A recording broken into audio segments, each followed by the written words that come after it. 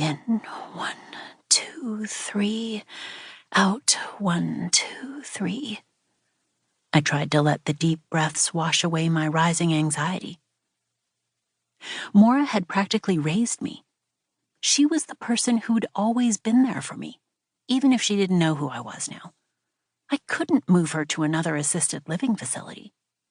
Greenfield was the best in the area, and it'd become her home. None of my friends and family knew I'd been paying for her care. I didn't want the inevitable questions telling them would raise. I would just have to find a way to cover the higher costs. Maybe I could take on more partnerships or negotiate higher rates for my blog and Instagram. I had an upcoming dinner with Delamonte, New York, which my manager said was an audition for their brand ambassador position. Miss Alonso. The deep, rich voice brushed my skin like black velvet and stopped me in my tracks. A shiver chased its wake, born of equal parts pleasure and warning.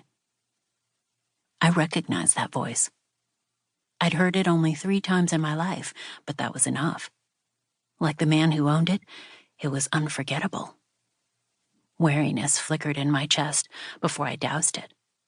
I turned my head, my gaze traveling over powerful winter tires and the sleek, distinctive lines of the black McLaurin pulled up beside me, before it reached the rolled-down passenger window and the owner in question.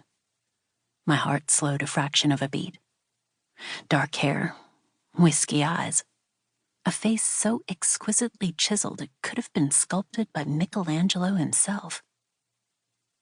Christian Harper, CEO of an elite security company, owner of the Mirage, the building where I lived, and quite possibly the most beautiful, most dangerous man I'd ever met.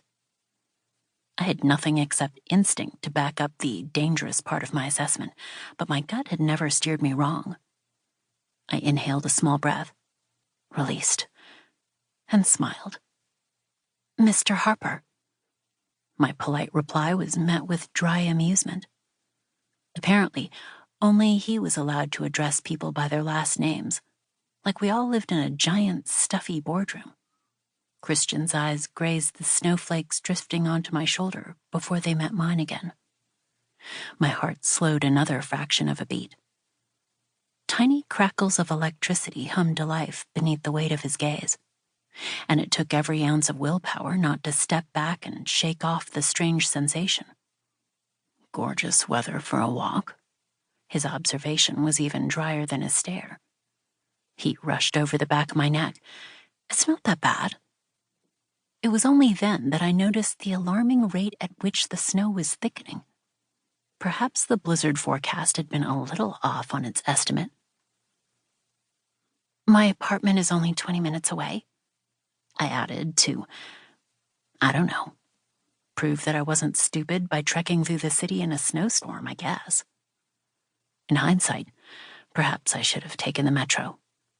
The blizzard's already rolling in, and there are ice patches all over the sidewalks.